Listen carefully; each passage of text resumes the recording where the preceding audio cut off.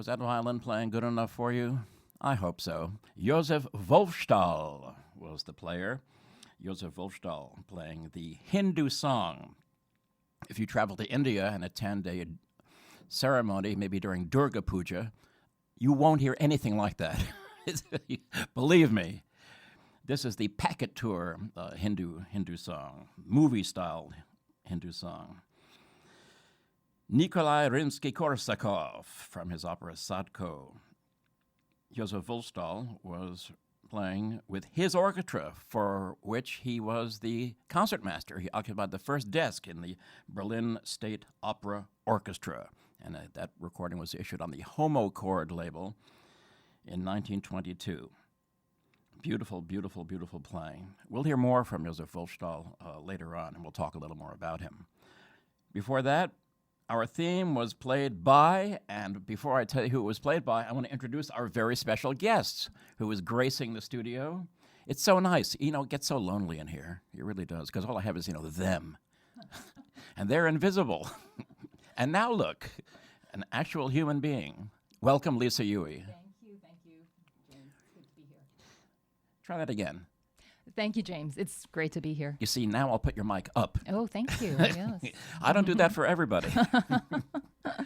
Those Lisa, were beautiful. What was that? What a way to open the program. Yes, Josef Wolfstahl. We made a new fan right away. Stunning. Lisa was here with her eyes fluttering, listening to that beautiful playing. Really gorgeous playing. Lisa teaches at the Manhattan School of Music and the Montclair State University. She teaches a history of recorded pianism, which is very pertinent to what we do here. She teaches a great class. She includes all the big, important people, and some not as well known, but all interesting in her class. And she teaches piano lessons. Do you still teach a piano playing class at Manhattan, or is that only at Montclair State? I teach studio piano at Montclair State University, and at Manhattan School of Music, I teach the historical recordings class, as well as the piano literature classes for the graduate students, and this is kind of apropos for today, the Beethoven sonatas. Yes. Yes. and you're mostly studying them from a theoretical point of view, yes? That's right, but I try to, you can't really separate the music itself and the effect of the music from the theory. I mean, if you separate the two, what's the point? So I try to always combine theory and musical effect. The sonatas always sound so logical, but then when you get down there and look at the music and try to figure out, well, wait a minute, is this the second theme? Because there's another theme right after this. So which is really the second theme? That happens all the time in Beethoven, including the sonata we're going to hear today. Absolutely. The term sonata form is, you have to really use it very loosely, because most of the time, the greatest sonatas, they break the so-called rules. And I think it's better to consider it kind of a musical language that is very flexible. And, for example, when we talk, we're not going to follow all the grammatical rules. And it's much more effective when you know when to break them. And of course, art and genius is about originality and creativity. And that would follow not only for the contents per se, but the form. Absolutely. Especially in these early sonatas of Beethoven, we're going to discuss the Opus 10 number 1, which is the fifth piano sonata.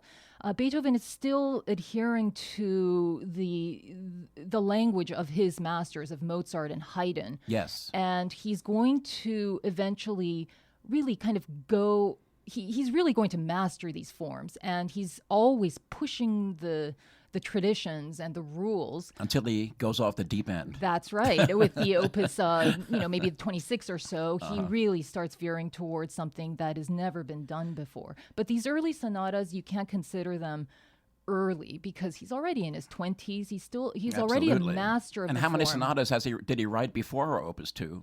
He must have written many of them. Absolutely. And so to call them early could be a little dangerous, because I think he came in already a master of the sonata form. The Opus 2 number 1 is not a youthful piece. I mean, it's as great in many ways as the Opus 111. You don't. Oh, that's an interesting comment. But you certainly don't get the impression that he's searching and struggling to find a voice within a certain form that he doesn't know. There's He's a right. great He's in confidence. He's already been in the pool. He's used to the water already. Yes, you know? absolutely. And perhaps in these early sonatas, he is in his mid-20s, and he just arrived from Bonn, and he's making a name for himself, and he's becoming very... He's the next big thing in Vienna. He is, certainly. And so there is this desire, I sense a desire to show off, and to really show the people. And even in the Opus 2 sonatas, he publishes, it was quite common to publish sonatas in threes. And he does the same thing in Opus 10. And it's a way for him to show his versatility and how differently he could, how many languages he could speak.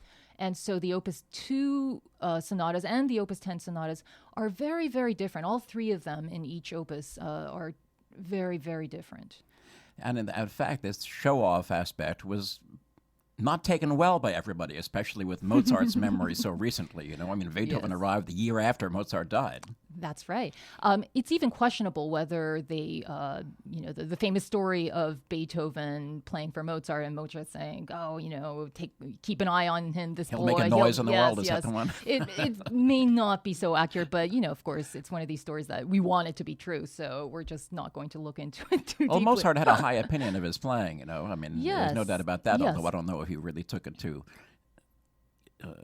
ugly extents, but he used to say things like the concert went well.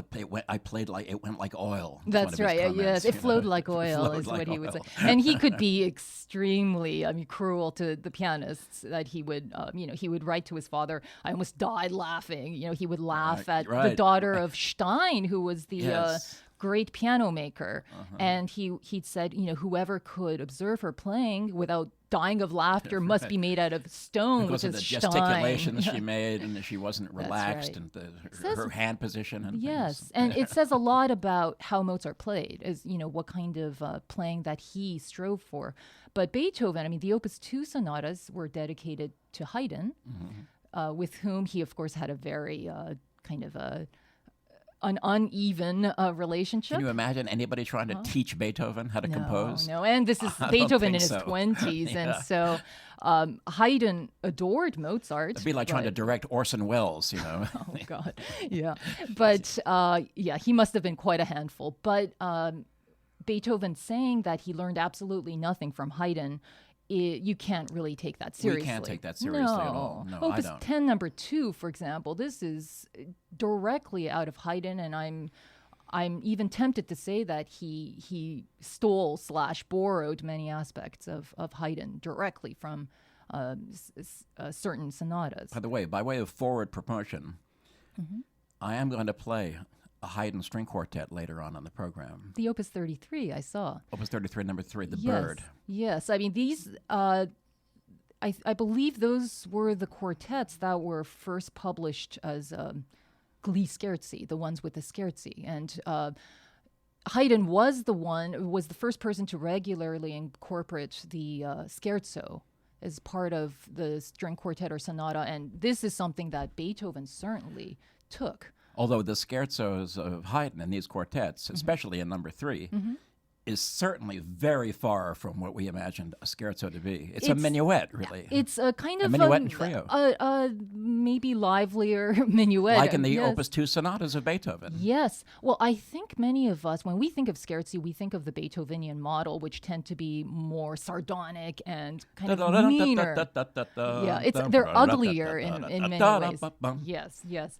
But the Haydn scherzi are certainly, if we just listen to them, we would probably assume that they're just minuet. So it's just kind of a baby step, maybe a little faster than the traditional minuet, but certainly not Beethovenian. And then the performance that we're going to play with this wonderful to die for quartet, who are not marquee names, the Roth Quartet. They take the scherzo really slowly. I see. Slower than anyone I've heard. To listen to this.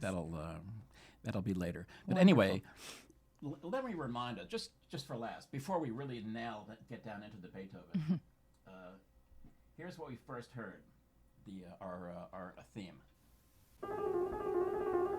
It's at a low volume. I don't know why it is. Push this button.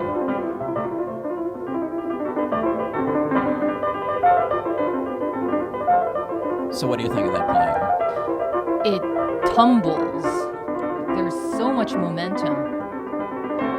To me, it seems to have more of the flywheel than the spinning wheel. Don't you think? I mean, whoever's spinning is, it's fast. I think it's a record breaker. It's the fastest I've heard it. It's like more of the cotton gin than the spinning wheel. But I remember, not yet, but it's not as polished as some of the more famous recordings. But I mean, this person is certainly. This person could certainly play. I mean, the control of the timings, and especially at the end, I remember that. Oh, listen to that. You know what? It's like a bumblebee. This recording is very closely modeled on the Rachmaninoff performance. In the beginning, the pause that he took, I thought maybe it was Rachmaninoff, but it's faster. Just to waste more time. Listen. Listen what he did. What did he just do? Sure. He extended. He extended it. Yeah. Just like Rachmaninoff. Mm-hmm. And then? And that little then pause. The pause. That's why I thought it was Rachmaninoff, and then Rachmaninoff's is obviously more polished and slower a little as well. It's slower, but still very fast. Yes. This is like 130 something Rachmaninoff, as I know, because I played it for me. It's like 141. But you can do a lot in 5 seconds. Yes, and also, my memory of the Rachmaninoff, there was a kind of a stronger sense of pulse, that the pulse sits more, whereas this one, there's this incredible forward momentum that is really quite exciting, and maybe it is more charm. There's a bit more of a smile to this one. I hear what you're saying. I get a little distracted by the fact that it's less of a spinning wheel. Not that it has to be a spinning wheel. Well, this sounds like a bumblebee. Yeah, it's a little frantic for my taste. But anyway, it's an interesting contrast with Rachmaninoff. So, who is the pianist? The things you said. It's Sergio Fiorentino. Oh. Who is, I know you're one of your favorites. Oh, I love Fiorentino. So this is obviously a live performance. Well, I don't know if this is a live I said performance. live. I said obviously, but actually I don't know. He does have a live performance of this piece, but I don't know if this is the one, or maybe this is another live performance. But there's a conspicuous absence of applause at the end of it. Isn't it amazing? I mean, the Fiorentino recordings just keep coming and coming. His repertoire size was unbelievable. He just seemed to have played everything. Yeah. I love that little clip on YouTube of him improvising while he's warming up. Isn't that amazing? I haven't seen it. Oh, yeah. Oh, I'll go home and watch Those people it. who can just sit down at the piano and go through these things one after the other. I hate them! Yes. There's, of course, several Cifra videos of him improvising. That's right. Yes, yeah. But there's also a Fiorentino, and I think you'd probably like to seek it out. I will check it out, yes. So, Lisa, I think we should get into our Beethoven segment now, and I'm going to let you. You've already broached the subject, but I just wanted to let the friends at home know that we're now in our Festival 32 segment, which is all the Artur Schnabel performances of all 32 Beethoven sonatas that he recorded between 1932 and 1935 or so, around there. And we're still at the very beginning, more or less, and we're only up to the Sonata Opus 10, number 1, which is Sonata number 5 in C minor. C minus.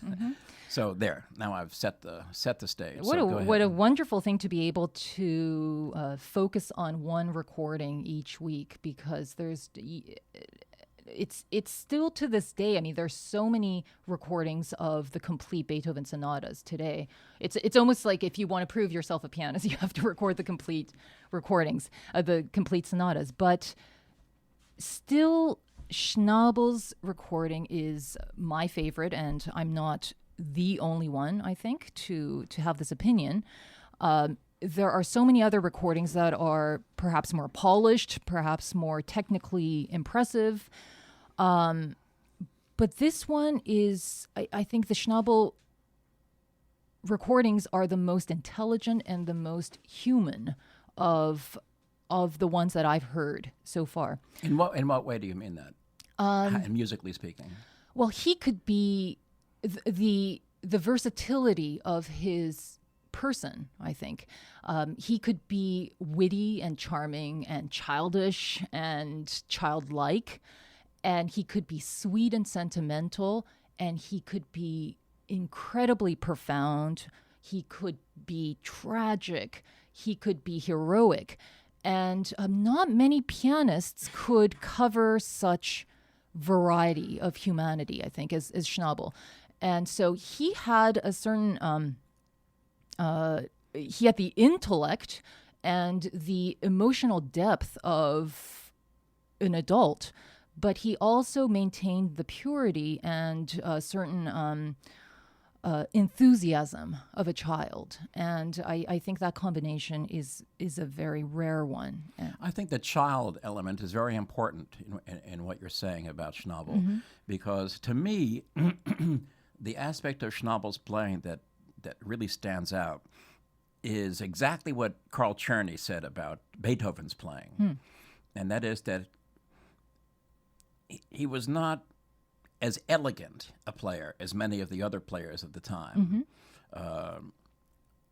He could be very stormy, but he was poetic in all of the slow, cantante, cantabile kind of places. He knew how to bring out a slow melody.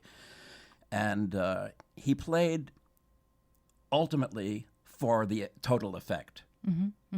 And that's what we think of when Schnabel starts to play. We don't get the feeling of a pianist who's like getting the notes right, which we do get with so many other, even great pianists. He's trying to get it right. But with Schnabel, you feel like he's just intuiting through the piece, even though, of course, he's not. It's certainly the music that is the most important. And there's also, with Beethoven's playing, you read accounts of audience members weeping, right, listening to him improvise. And you really need to get rid of inhibition to be able to do that. And I think Schnabel was able to do this even in the recording studio. And it's difficult to get rid of inhibition in front of a recording studio when you know that this is going to be there after you after you die. You know all about that, Lisa. Oh, I do. And actually, there is a quote by Schnabel that I found really interesting, and I think you could hear this in this recording as well. He said that it is a mistake to imagine that all notes should be played with equal intensity or even be clearly audible. In order to clarify the music, it is often necessary to make certain notes obscure. Now, that's that's great. That's impossible in today's recordings and competitions, and because it's really about clarity and perfection. But for Schnabel, it was not. I don't know if Schnabel ever won a major competition. I don't think so. No, I don't think so. Why would he need to? Why would he need to? Yeah, and some of Schnabel's messiness could, I think, be a little shocking for today's standards. You listen to, for example, the opening of the Hammerklavier. And there are times, I have to admit, that when I'm playing a Schnabel recording for class and I'm thinking, Carl, didn't you want to kind of practice this passage for a couple of minutes before you record it? Another 70 repetitions or so. That's right. But I think in this recording of the Fifth Sonata, we hear that he was indeed a virtuoso, and perhaps not so much in accuracy as much as in daring. He takes risks.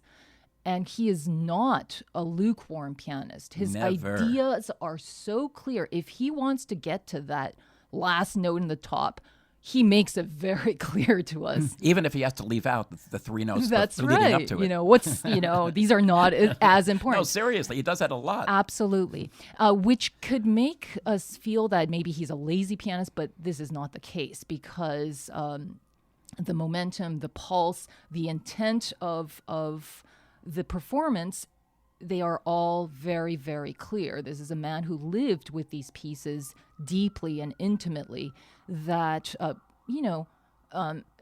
the important thing is the music itself, not mere little notes. So I think we can keep talking about Schnabel, but just a little more about the piece itself. The Opus 10 number 1 sonata is, interestingly, the first sonata that Beethoven published for the piano with 3 movements. And so from the 4 movements of the prior sonatas. And so he's moving from this kind of symphonic scale of 4 movements to something a little more perhaps sellable.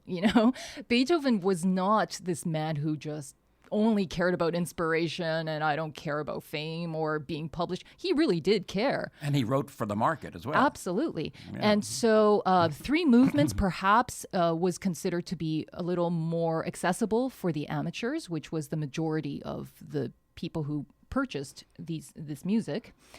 And it's in many ways the most compact of the sonatas so far. Quite.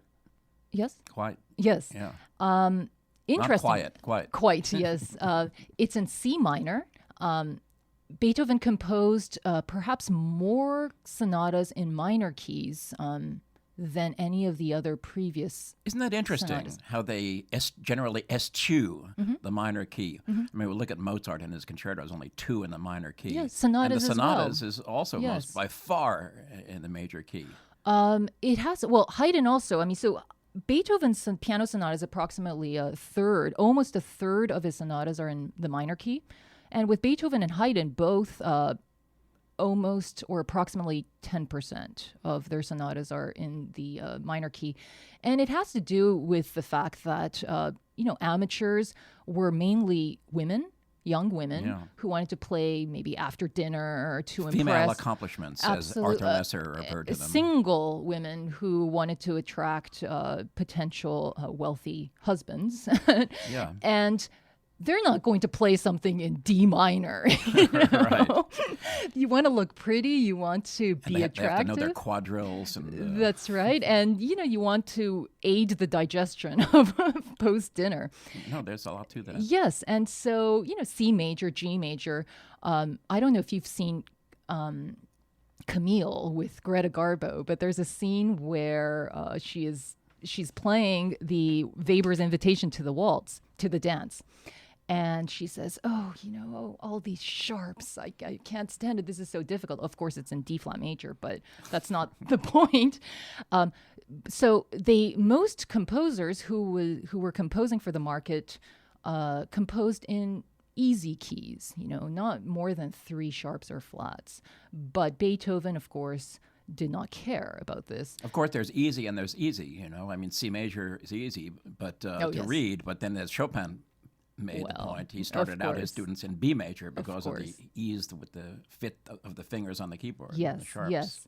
And even the so-called easy sonatas of Mozart and Beethoven, I don't consider easy at all. Is there anything really easy? Well, we're getting really deep here, but no, actually, playing a beautiful scale is extremely difficult. But C minor is a very special key for Beethoven. The Opus 13, the Pathétique, which will come in a few more years. And then the most famous. The symphony? Yeah. Yes, absolutely. And later on, the first movement of the Opus 111. But C minor for Beethoven is heroic. It's tragic. And as is its relative major, heroic. A minor. E flat. Oh, sorry, E flat major. Yes. Yeah. That's interesting. Yeah, I never considered Emperor it that Concerto, way. Yes. Interesting. A kind of a different aspect of heroism. But the 3 pieces that we mentioned, this Opus 10 number 1, the Pathétique Opus 13, and the 5th Symphony, the first movement, they are all marked allegro con brio of some sort, right? Mm-hmm. And this one is allegro molto e con brio. The Pathétique is allegro di molto e brio. And the 5th Symphony is allegro con brio. And so there is something about brilliance and liveliness with C minor that Beethoven associated. There's almost a driven aspect to these movements, especially the one we're talking about today. I mean, yes. There's really it's not it's definitely a torrent of music that comes out. Yes, and I saw on your Facebook page that you describe the kind of he opens like a rocket, I think. And the opening is certainly like the opening of Opus 2 number 1 is a Mannheim rocket. Exactly. Right? Which Mannheim was a town in southwest Germany, and it still is. It still is there. Yes, that's right. It still is there. And it was named after the famous orchestras in Mannheim, and they had many effects. Mannheim Rocket being the most famous one, and it was kind of an arpeggiated texture that zooms up. Opus 2 number 1, of course. Opus 2 number 1, yes. Mannheim, Mozart's C minor sonata, right, is also a Mannheim Rocket. But did you know that there's also, it's not just Mannheim Rocket, there's like Mannheim Crescendo. Yeah, there's Mannheim dynamics also. Sigh, Mannheim. Sforzandi and things like yes, that. Yes, it's... Yeah, the crescendo was a big one. Yeah, too. and Mannheim Climax, a right? long crescendo. Yes. But like Mannheim Rossini-esque kind of crescendo. Yes. It's kind of, it becomes a bit of a cheesy cliche after a while, but it worked for a long time. So this opens with the Mannheim Rocket and a dramatic, rise in arpeggiating in the key of C minor.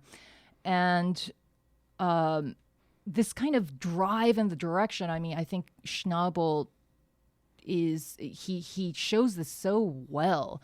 The sense of direction we discussed before this program about Schnabel's sense of direction, and I had played for Leon Fleischer, who studied with Schnabel for many years, and I remember Mr. Fleischer often talked about go to the long note, go to the long note. And other pianists I've played for have also said, things such as fast notes want to go to long notes. And there is a sense of a natural momentum of faster notes being pulled towards the long notes. And you will hear this in this recording, most obviously in the outer movements, but also in the slow movement, the middle movement, where there would be a rise of a scale that he builds in tension because he wants to go to that last note. Even the very opening motive is kind of like that, with the going turn, to the top, A-flat turn, going to the C, and then back down to the A-flat. Yes, absolutely. Which actually brings me to the second movement, which is the heart of this sonata, right? It's a lyrical, solemn, a generous, warm sonata movement, and it's highly embellished. And I think we get a very good sense of how Beethoven may have improvised, because it is. It's not developed so much as embellished. It really, he adds more and more decorations, and the texture is very much in the string quartet texture, and so which he has done in his sonatas quite often. There's even one of Opus 14 number 1 is also a string quartet. Right? That's right, but it's an F major instead of E major. That's right. And I think many of his sonatas, even the opening of the Waldstein, for example, is in kind of a string quartet setting, and it's written adagio molto, which is very slow, right? It just sounds so boring in English. But the way Schnabel plays this movement is, you really recognize that this is a master. Just that turn that you had mentioned in the opening, which repeats many times, the timing of that turn is so elegant. And the danger, I think, of this movement is that it could be sentimental in a drippy sort of way. And Schnabel never, he is sentimental, but he maintains a certain elegance, and he never swoons. He never swoons. There's a certain control and elegance that is classical. And there's also a patrician directness. Yes. To how he plays it. Yet you can hear in that turn that there is a bit of a sentimentality. And I think that turn is actually a very good kind of a signpost to follow throughout the movement when we listen to it now. Because listen to the variety and how in the end the tenderness becomes quite passionate. And the way he plays that turn becomes more heated.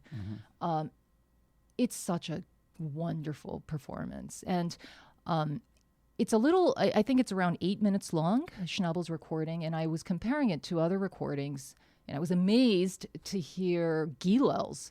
His recording of this movement is 12 minutes, which is an incredible difference. It's incredible difference. And when you compare the two, you would kind of think maybe slower is more profound in some ways. But the Schnabel recording does not sound like it's dragging at all. It sounds perfect. You know, that's one of his great gifts. Nobody can play a stretched out melody and keep you with it the way Schnabel can. Yes, I think partly this has to do with the sense of direction. He always knows where he wants to go. There is no note that just lies there. It either pulls back or it moves forward or it grows or it swells or it fades away. But every single note has a purpose in that world. And it really, I mean, it's kind of a cliche thing to say, but every single note is alive in Schnabel's world. By the way, I should mention that here we are extolling the great virtues and talents of Artur Schnabel, yet like every other pianist, there are people who absolutely abhor Schnabel's playing of the sonatas, and you hear this a lot. And it's because they're more used to, I guess, what they consider to be more careful, accurate playing, and they're somehow deaf to the strong points of his playing. Well, it's similar in many ways to advertisements today. We are so used to seeing photoshopped faces, and everything is kind of has this plasticky sheen to the faces, and there is no flaw to it. And so when we see a normal, untouched, beautiful face, I think many people don't recognize the beauty because they're so used to the mannequins, the plastic. But if you really want flesh and blood, you have to kind of see the overall balance of things. It's about balance. It's about humanity. And perhaps many of today's listeners are in danger of losing touch with that aspect, and they're being blinded by polish that is inhuman. I have never encountered someone who said, I really don't like Schnabel. Maybe, I mean, even I at times long for a few more correct notes at times. But he's really not as messy as people say, you know? I mean, you listen to this recording. He's no really Cortot. Not. No, I think Cortot is far worse. I think you're right. But going back to the sense of direction, listening to this recording after so many years of not listening to it, it really made me think of what I often say to students of when they play an accelerando, getting faster or getting louder, crescendo, that you could play louder, you can get faster, but you have to want it. It's not merely getting louder or faster. It has to be something of a will. It has to be inevitable. That crescendo has to seem inevitable. Absolutely. And it has to want to go there. And with Schnabel, he always wants to get to where he gets to. Absolutely. And what about our third movement? Well, I think in the third movement, we get a very clear sense of momentum and direction that we spoke about in Schnabel. It's a highly nervous piece. And with Beethoven, he's such a motivic composer. And even just kind of going over the rhythm without any notes, da-da-da-pa-pa-pum, da-da-da-pa-pa-pum, da-dee-da-pa-pa-pa-da-da-pa-pa-pa-pa-pa. You hear kind of two short questions and then kind of one big question. And then in the second phrase, he answers that, right? He answers the question. And it's even just listening to the rhythm, you hear how agitated and nervous it is. And Schnabel plays this at breakneck speed. Really. And he gets those 16th notes quite nicely. And he's am really good at that. Always terrified that it's going to fall apart in a way because it's so fast. It's kind of like a movie where you know that the hero is not going to die, but you're still really scared for him, right? And he always survives, but there is always this sense of risk and a sense of fun as well. That second theme, it feels like it's a drinking song, isn't it? Contrast to the driving quality of the opening, and then all of a sudden it becomes almost a naive or a folksy in a way. I feel like it's a drinking song. There's something drunken about it. And then there's that development section in the middle, which foreshadows the Fifth Symphony. Yeah, quite. In C minor, of course. Mm-hmm. And I love these connections with other pieces and because a composer is not. They don't compose things in an isolated manner. I mean, the composer is an organic entity, and there's kind of the past and the present and the future, and so there is certainly a kind of a little seed of the Fifth Symphony, but a joy to listen to this recording, and I'm looking forward to it. I wanted to mention also one thing that I forgot to mention about the first movement and Beethoven's writing. And that is that it seems to feature a lot of sudden and unexpected harmonic moments. Mm-hmm. How, for example, after a cadence in C, he continues with an E flat, and you think, oh, it's going into E flat, but the E flat is really the dominant of A flat. Yes. And he continues on, and then again in the recapitulation after his C, he goes to a D flat. Mm-hmm. And you think, oh, he's going in D flat, but no, that's the dominant of G flat. And there's a lot of surprise harmonic things, and I think that's one of the things that critics of Beethoven may have thought, oh, look, he's trying to be different. Maybe there is some of that. He was trying to be different, but this sonata in general, including the second movement, it's full of extremes. And that could be extremes in harmonic contrast and dynamic, certainly. I mean, and figuration. Yes. Those 64, which is almost violinistic. Yes. And the second, and the bridge theme is so long breathed. And we have many fortissimos to pianissimos, and certainly pianos to fortes. And the registers also go from the highest extreme to the lowest extreme.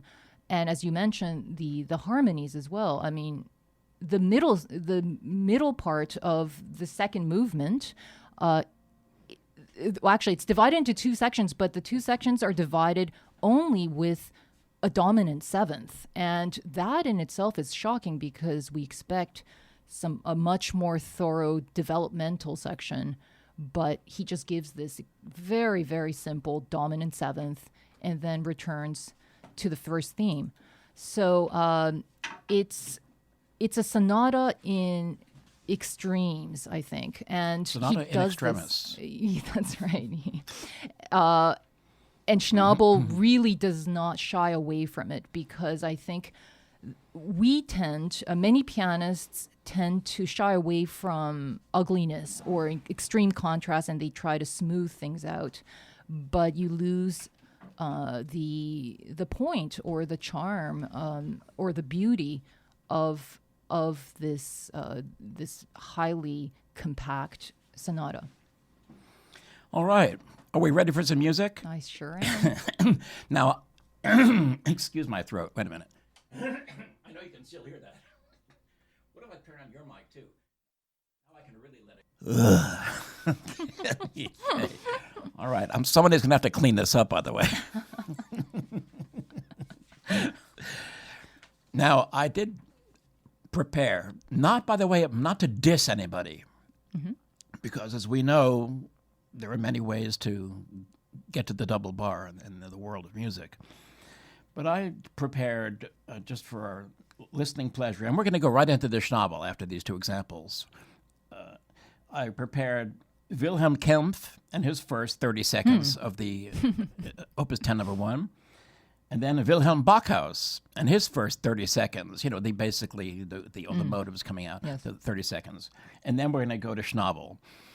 And you'll notice an essential, it's not a question of better or worse. I want to get that down clearly, that's not what the point is. Mm-hmm. The point is about approach, pianistic and musical approach. Here we have two Beethoven guys, who are as much Beethoven guys as Schnabel is. So we're just going to run through them and you'll hear. First, Kempf, then Backhaus, and then we'll hear the whole sonata with Artur Schnabel, and he will continue. After his 30 seconds, he'll just keep going. What does that sound like? That sounds great. Okay, let's do it. First, here's Wilhelm Kempf and his opening.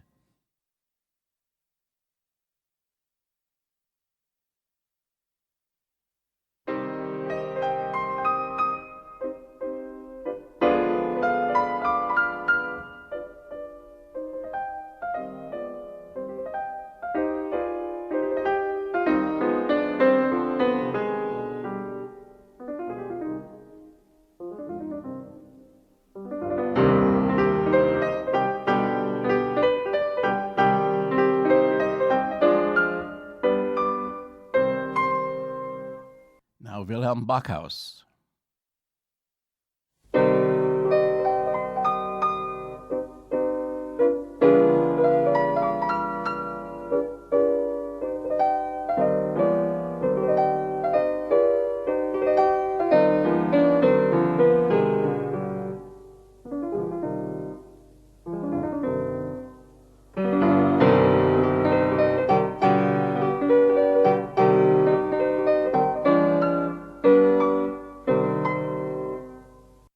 Artur, take it away.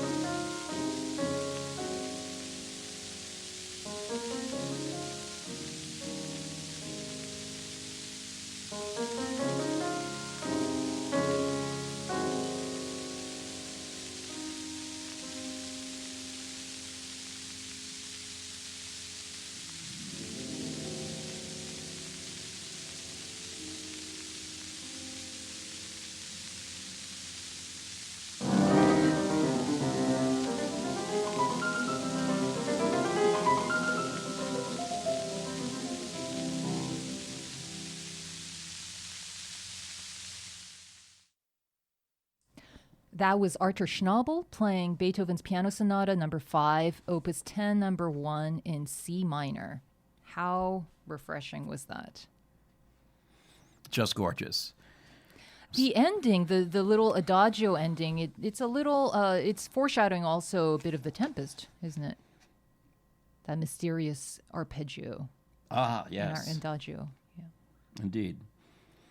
I'm going over my music list here to make sure that I don't do anything abnormally stupid. Just the usual stupid is fine with me. It was fascinating to hear the other two recordings. How about that, right? And it's not a question of great, It kind of is. To me, it is. But we don't want to diss people like That's that. True, I see. I'm trying to cut myself of that habit. I see. That's I'm trying noble, to lose the habit of noble goal. Dissing people by name, especially people who devote their life to their art. No, you're absolutely right. But objectively speaking.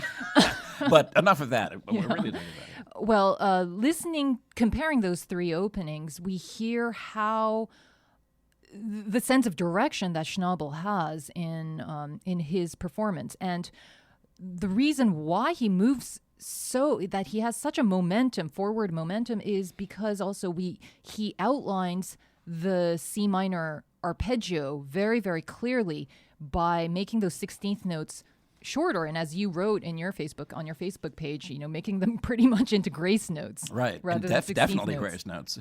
Yes, and it helps because they're not the important notes. Yes. They supply really. They're the launch pad for those notes. And it kind of brings us back to what we were saying about this sense of purpose. He moves forward because he wants to go to that top E flat, and even this.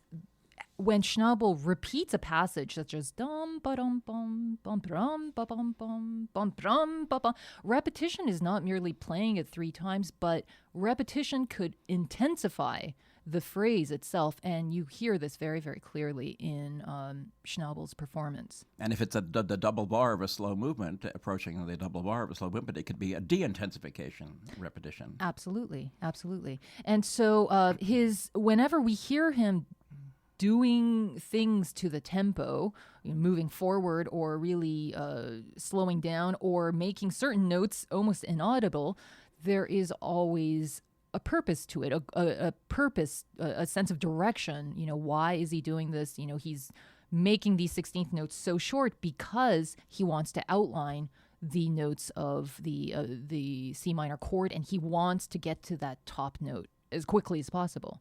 When I mentioned, as we were listening, about Schnabel's freedom with tempi, and you said that he always maintains a pulse, that just tells you really, it defines what a pulse truly is, which is not a machine-like exact beat that stays the same all the time.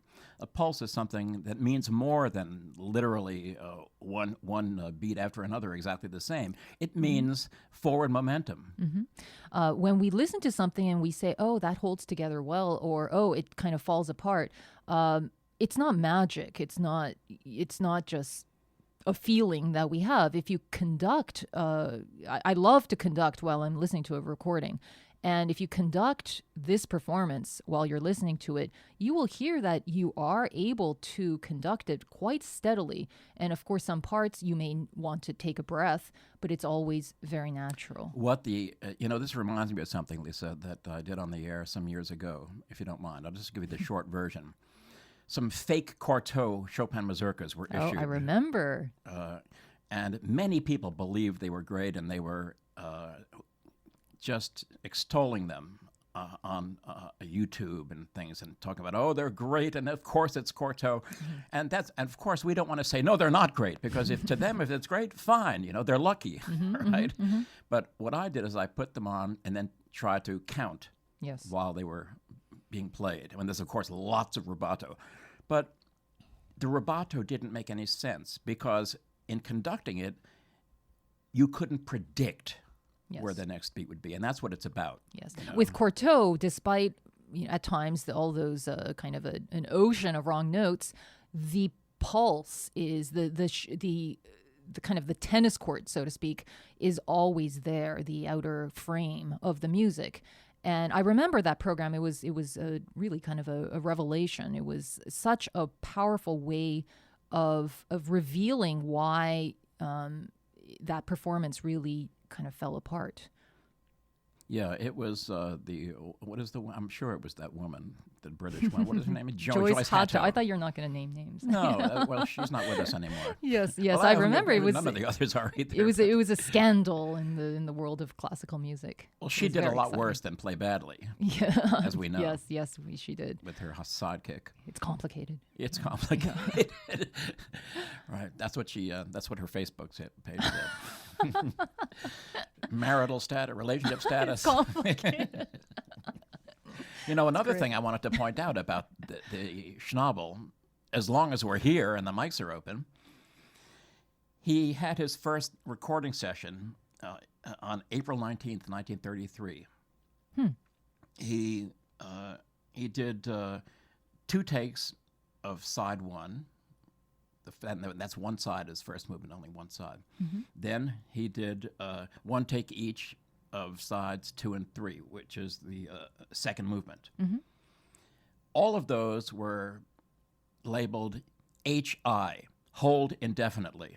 And then he left and came back in 1935 in the end of November, and quickly went through the sonata along with a few movements to finish up another sonata. So really, he tried to start the sonata in 1933 in April. It didn't work out for whatever reason, and then he came back and did the sonata the next year, more than a year later, more than 2 years later, in fact, in 1935. And I've always wondered, what happened? Now, he had been recording April 9th through April 13th in a row mm-hmm. in the sonata series, and maybe after coming back in the next week, he was getting tired, or he had to catch a train or something. But something out of the ordinary happened to make him leave after only 3 takes, and all of which were labeled hold indefinitely, and ultimately those 3 takes were all destroyed. I was going to ask you, what happened to those recordings? They were labeled D after the HI, yes. I see. I mean, there could be so many reasons why you're not on at a recording. You could be tired, you could be preoccupied. I'm more interested about what really made that recording in 35, what turned him on. Yes. And it wasn't the only sonata he did. Like I say, before he did the Opus 10 No. 1, he finished up another sonata before that. So I guess that was a difference between a good day and a not so great day. Fascinating, isn't it? Yeah. So if only we could have more control over these days so that we have more of the good ones. But thank goodness, I mean, he was able to redo this, and we're left with this wonderful recording. Absolutely. Lisa Yui, thank you so much for stopping by. Thank you so much, James. I can't think of a better way to spend a morning. Yeah, neither can I. That was great. It's always great to have you here. And we look forward to having you here again. Looking forward. Any performances locally that we should be thinking about that you're going to do? You're such a fine pianist as you are. What's happening? Well, I am. I do have some projects coming up. Recording project. The last time I was on your program, I talked about the Schumann Fantasy and the Liszt Sonata, and I'm getting ready to record these. So that is on kind of most immediately on my schedule. So tell us a little bit about, I hate to extend your stay here. I know you have other things to do. No. But when I heard you play, I did attend that recital where you were doing the Liszt Sonata along with the Schumann Fantasy. And that was really the starting line of your adventure in Schumann's Fantasy, because it was new for you at that point, as opposed to the Liszt Sonata, which I think what you'd done before. So where did you travel during your stay with the Schumann Fantasy? What kind of ground did you cover? Since then, you mean? Yeah, in terms of your concept and learning and the conception of the piece. Oh, well, first of all, I'm still. It's a emotionally a harrowing piece, and it is I think I'm still in the process of the honeymoon stage is over, and I want to become more intimate with it, and so I'm actually taking a little break from it in the summer so that I could return to it, and so that it's fresher in my mind. And I don't like to rush a piece. There's always a right time when the piece clicks, and every time I return to it, it feels different inside, and it kind of sinks deeper within me, I think. So I don't. I want as much as possible to I want to get rid of the effort in playing it because I'm still thinking a lot when I'm performing this piece, and I want to reach a stage where it is much more direct. I think Schnabel, for example, has reached that stage with these sonatas, that he's performed them for so many years. He's lived with them, and I kind of want to get closer to that over the time. Well, you have decades in which to do that. I hope so. Thank you very much, James.